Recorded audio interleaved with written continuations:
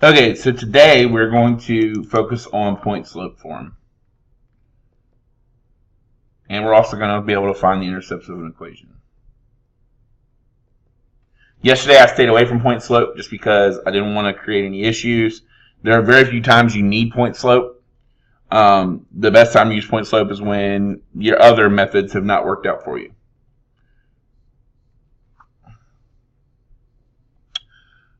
We know that the format we prefer to use is y equals mx plus b.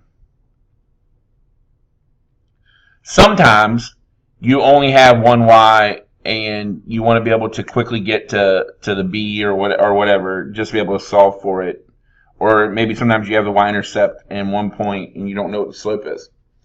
So there's lots of ways to manipulate point slope. And the way that point slope changes it is it says, let's take a look at both y's and let's take a look at both x's. And let's not even consider what b is right now, because if we do this, we'll be able to find the slope and the b. And this is what's called point slope.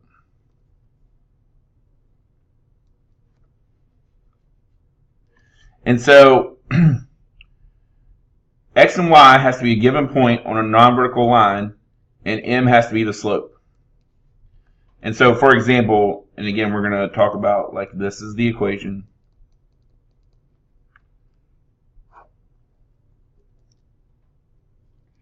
This is our point, x, y,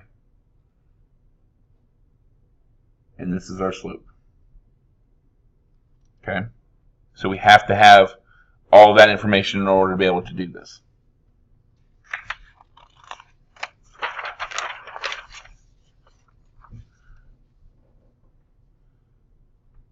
So let's look at the equation again. Y minus y is equal to m times x minus x.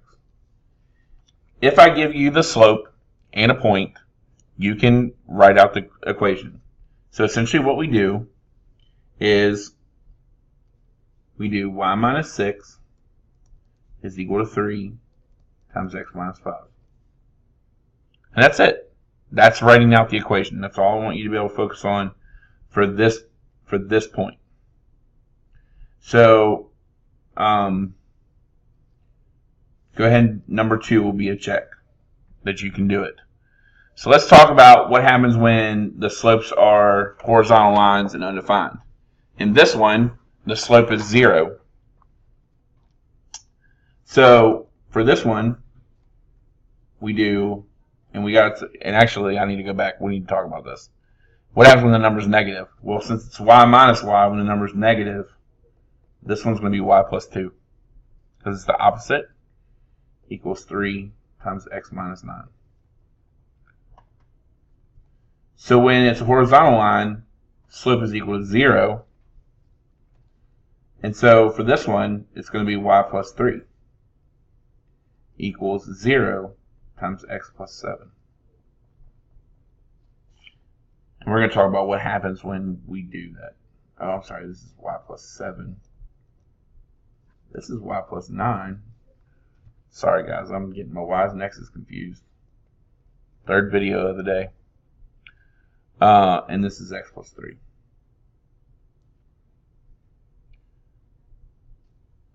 When the slope is undefined, we can't put anything in the slope. And so at that point, when it's undefined, we don't even use the y value at all. This is just x is equal to 2. It's one of those quirky points that we have to follow when we're talking about point slope. So that's basically what we got going on about how to write a equation in point slope form. We can also graph an equation in point slope form, because we have this formula, we know what the point and we know what the slope is. The slope of this equation is negative 3 over 2, because it's right there. The x value of this equation is 1, because remember, we're looking for an opposite. The y value of this equation is negative 2. And so I go to 1, negative 2, and then the slope is negative 3 over 2. I'm going to do it backwards too, just like we talked about. Make sure you get 3 points. And I can draw the line.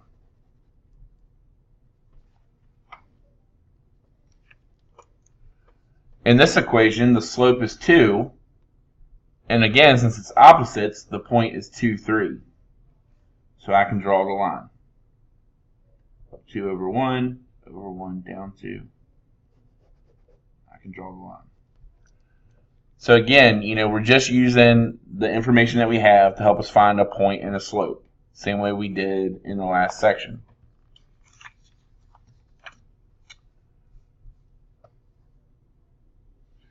So what happens is we can actually use this to switch from a point slope formula to a slope-intercept formula. And it's as simple as getting y by itself.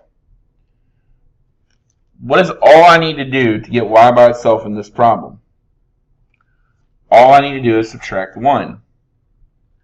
So once I do that to both sides, I get y is equal to x plus 1. Is that in the formula y is equal to mx plus b? Yes. With these, it gets a little more complicated because before I can subtract or add 4, I have to distribute whatever's outside of the parentheses. That's the slope. So I'm going to rewrite this as y minus 4 is equal to negative 1x plus 1. And so then when I add 4 to both sides, I get y is equal to negative x plus 5. My final answer.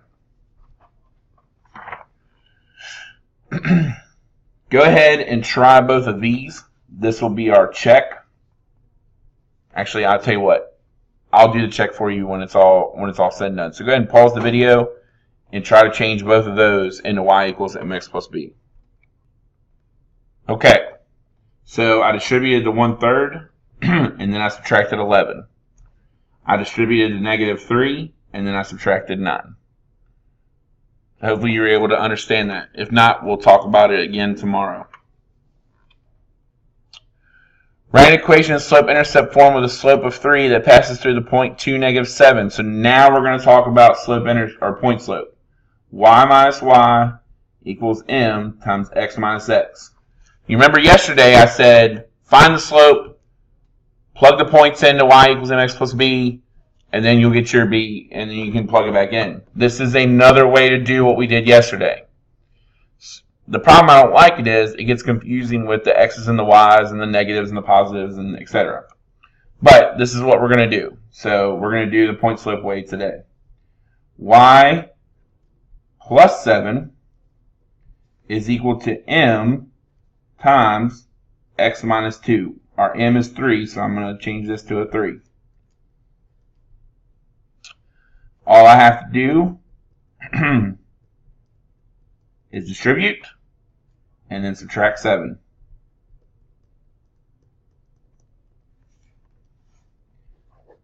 Now, this is a more direct way to get to the answer.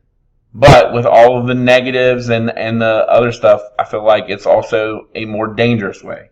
Because the other thing that we could have done is we could have used this formula and went ahead and did negative 7 equals 3 times 2 plus b.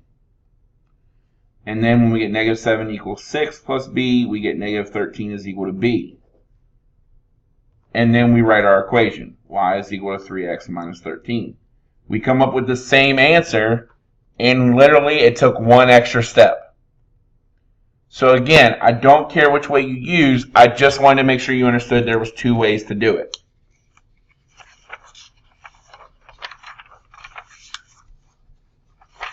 So that ends this part of that. Okay? So when we do the practice, you'll be good. You can use point slope or you can use Y-intercept. I don't care. They both get to the same place. We've been talking about intercepts during this whole lesson, and we want to spend a quick minute talking about how to find X-intercepts and Y-intercepts. And we've talked about that over the course of the last couple days. And the X-intercept is where the graph of the line crosses the x-axis. So for example, if I have a graph and this thing crosses at 5, it crosses the x-axis at 5, 0. Same thing's true for the y-axis. So it's where the graph of the line intercepts the y-axis. So if I have a graph, we'll just do the same graph. And it crosses the y-axis at -2, then that line is 0, -2. So you have to be able to know how to graph a line and be able to read the graph of a line. So if I wanted to graph a line, this graph has an x-intercept of 4 and a y-intercept of -2. And I can graph my line. If I look at a graph of a line, well, this one crosses the x-axis at 2, and it crosses the y-intercept at -4. So those points are 2, 0, and 0, -4. Have to be able to know how to do that.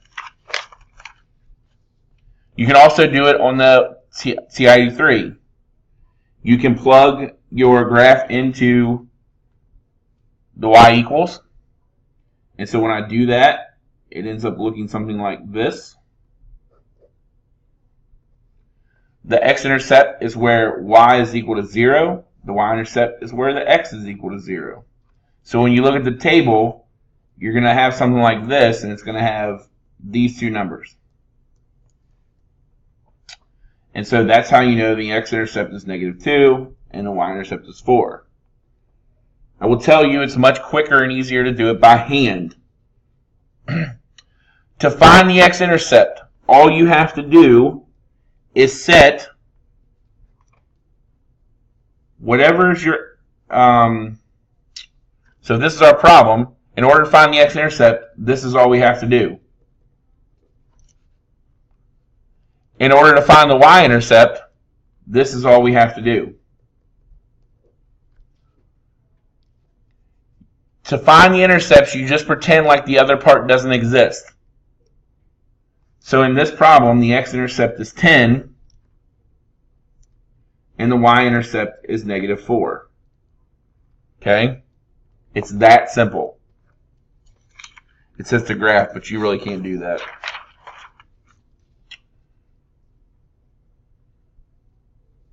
To find the x and y-intercepts of functions, you just go ahead and set them equal to 0.